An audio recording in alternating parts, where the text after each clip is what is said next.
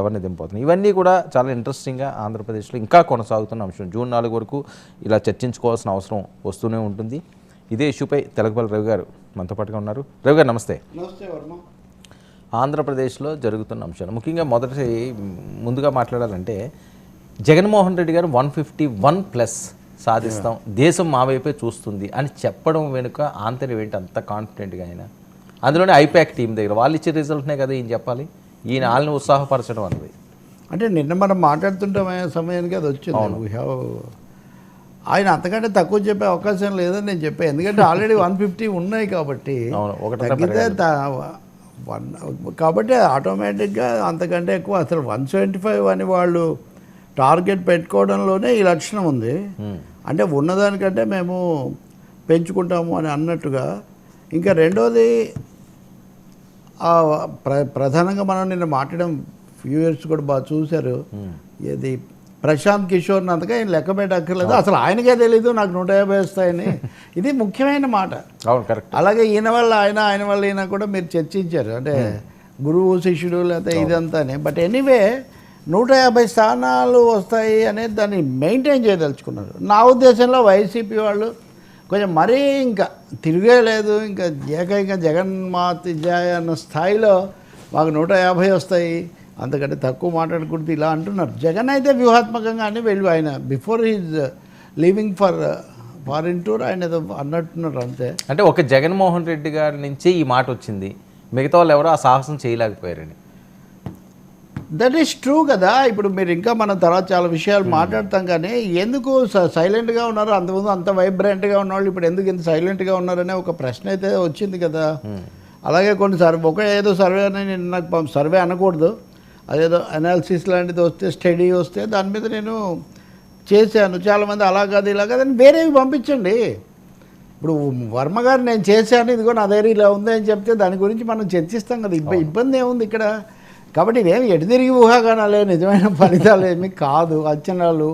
అందువల్ల జగన్ చెప్పిన దాంట్లో దాని పెద్ద దాడి చేయాల్సిన అవసరం ఉంది. ఎవరైనా మాకు 150 వస్తాయి 160 వస్తాయని చంద్రబాబు గారిని చెప్పమనండి. ఇప్పుడు దాంట్లో తప్పేముంది? ఒక పార్టీ ఉన్నవి ఉంటాయి. ఇక్కడ 150 చూస్తున్నారు కానీ ఆయనకు ఆల్రెడీ 150 ఉన్నాయనే ఫ్యాక్ట్ మనం గుర్తించాలి. అవును, అంటే కనీసం అందులో 20 తగ్గించుకొని చెప్పాలా ఒక పార్టీ నాయకుడు? ఎవరైనా కానీ ఎవరైనా ఉదాహరణకు మోదీ గారు 400 వస్తాయి 370 వస్తాయి అంటాడు, కానీ గతసారి 303 వచ్చాయి కాబట్టి అందులో నుంచి 10% రిడక్షను, కానీ 290 వస్తాయని చెప్తాడా? అంటే ప్రతిదీ ఒక మామూలు క్యాజువల్గా మాట్లాడుకునే పరిస్థితి లేకపోయింది కాబట్టి ప్రతిదీ తప్పు పట్టుకోవడం ఒకటి. రెండోది అవతలి వాళ్ళని అవహేళన చేయాలి, అవతలి వాళ్ళు చెప్పింది ఏది వినకూడదు. ఏవో మనం కథలు వింటామే, నీకేం కావాలరా అంటే వాడేం కోరుకుంటాడో ముందు అడిగిరండి, వాడికంటే నాకు డబల్ కావాలన్నాడంట. వాడు ఒక కన్ను పొడుచుకోమన్నాడంట, వీడు 2 కళ్ళను పొడిచాడంట. అట్లా పొడుచుకోవాల్సి వచ్చింది. అట్లా ఇదేదో ఒకరిని చూసి ఒకరు మెడకాయ తలకాయ కోసుకుంటామన్నట్టుగా ఇది అర్థం లేని విషయం. అయినా వాళ్ళ సర్వే సంస్థ అది, వాళ్ళు ఈ విషయం మీదే పనిచేసి ఉంటారు 5 ఏళ్ళ నుంచి. అక్కడికి వెళ్ళాడు 150 మాకు వస్తాయి దేశం షాక్ అవుతుంది అన్నట్టు వెళ్ళిపోయాడు. ఇంకా 150 రాకపోతే ఆయన ఏదో దానికి కట్టుబడి ఉంటాడని. కాకపోతే ఇప్పుడు మన ముందున్న ఆత్మసాక్షి సర్వే చూస్తే కూడా అందులో 150 లేవు. కాబట్టి ఇక్కడ ఇప్పుడు ఉదాహరణకు ఆ సర్వే ఒపీనియన్ చెప్పిన వాళ్ళు జగన్ 150 చెప్పాడు కాబట్టి ఆ జగన్కి అనుకూలం వైసీపీకి అనుకూలం అంటున్నారు కాబట్టి వాళ్ళే 150 వాళ్ళని చూపించలేదు కదా. అలాగే తెలుగుదేశం కూడా నిన్న మనం అన్న పొద్దున్నే నేను ఆ మిత్రుడికి పంపించా 8th వండర్ అని. విషయాలు 2 వైపులా చూసేపాటి ఒక సమతుల్యత కొంచెమన్నా మనం స్వీకరించే అలవాటు ఉండాలి. ఆయనకు 150 ఉన్నాయి 150 వస్తాయి అన్నాడు. 150 కాదు 110 వస్తాయి. అది 150 అని ఎలా అన్నాడు? కావాలని అన్నాడు, ఇద్దన్నాడు అంటే నాకేమంత విచిత్రమే కనిపించలేదు.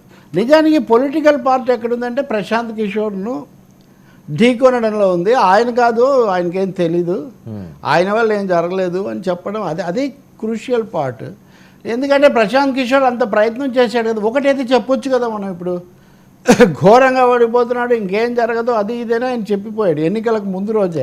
He tried his best to influence the Andhra voter. కానీ అయిన తర్వాత అయితే అంత టైట్గా ఎందుకుంది మరి? ఆయన ఆ రోజు చెప్పిందే కనుక నిజమై ఉంటే అందరు కాళ్ళు పడేసి ఇంకెట్లాగో వచ్చేస్తుంది అని లండన్ పోతారు. ఈ కథలన్నీ దాని నుంచి వచ్చినవే కదా. అందువల్ల పోటీ అని అందరూ ఒప్పుకుంటున్నారు కదా, మీరు కూడా ఒప్పుకుంటారు అనుకుంటాను నేను. పోటీ అని, టైట్ అని, 90 to 100 అని ఇవన్నీ అంటున్నారు. సో ఆబ్వియస్గా ప్రశాంత్ కిషోర్ ఒక మోటివేటెడ్ కామెంట్ చేసాడు అనేది అర్థమవుతుంది. ఆయన ప్రతి చోట నేను నిన్నే తర్వాత కూడా చూసా, ఏంటి వాట్ ఈజ్ ప్రశాంత్ కిషోర్ అంటే, ఆయన ప్రతి చోట ఒక పార్టీని గెలిపించడానికి ప్రయత్నిస్తాడు, చేస్తాడు.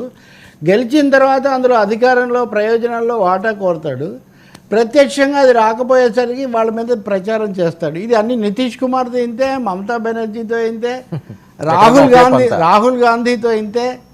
మోదీ అసలు కుదరదు కాబట్టి ముందే మోదీ నుంచి పక్కకు వచ్చేసాడు. మీరు చూడండి ఎవరినైనా వాళ్ళ మీద అయితే నేరుగా కాంగ్రెస్లో చేరతానని వెళ్ళి తిరిగాడు, చేర్చుకుంటే